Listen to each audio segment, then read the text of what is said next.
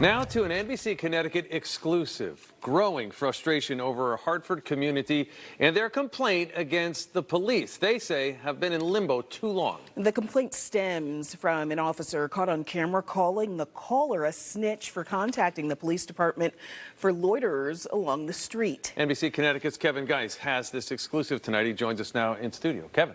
Hey, Mike, each of these women wish to remain anonymous for fear of retaliation, but they did allow us to use their voices. They say such a simple incident and complaint feels like an erasure of years of work to build a strong neighborhood police bond.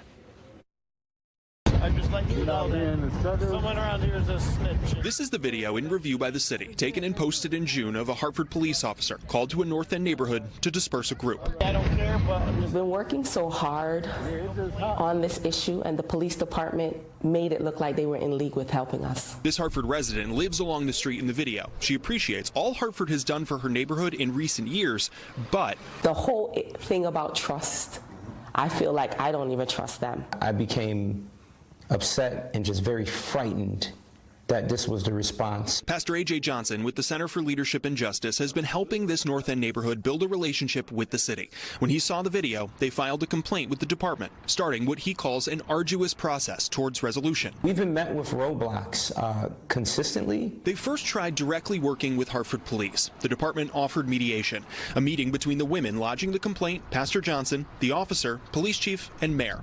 But talks between the residents and the department broke down over who would be allowed in the room for the conversation, according to emails between Pastor A.J. Johnson and Mayor Arunan Arulampalam obtained by NBC Connecticut. Then you look over to the Civilian Police Review Board for an answer, right? And it's not functioning.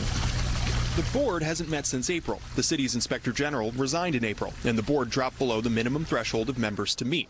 And they take a typical 2-month break for summer in July and August. We're talking about the Civilian Police Review Board of cases of officer-involved incidents that is not meeting or having the opportunity to hear cases. The board reviews around 70 complaints a year in recent years, according to data from 2020 to 2022. This is really core to our view on transparency and accountability within policing, and so we've made a priority of it, and I think you'll see these meetings back up and running soon. The mayor says the board is a priority. The city has hired a new inspector general who's expected to start in November, and a 7th member is set to be confirmed by city council around the same time, meaning meetings can start again. That board is continuing to function and will continue to function just as aggressively as it had before. The mayor says the delay was product of the attempt to mediate outside of typical channels and the inability to come to an agreement on mediation. But the complaint is back on track to be reviewed when the board is able to meet again.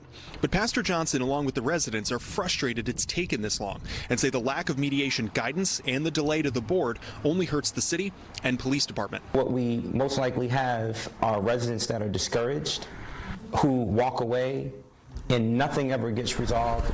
For the residents with their complaint in limbo, they just want resolution. They need to make a process that works.